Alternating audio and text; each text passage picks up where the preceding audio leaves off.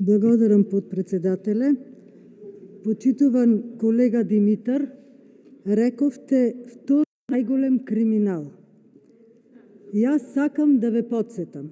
Оваа влада ја направи најголемата и најкриминалната приватизација на фабриките во Република Македонија и остави на улица неколку стотици илјади луѓе. Оваа влада ја пропадна ТАД банка и им ја зеде од перница старата заштеда на граѓаните на Република Македонија.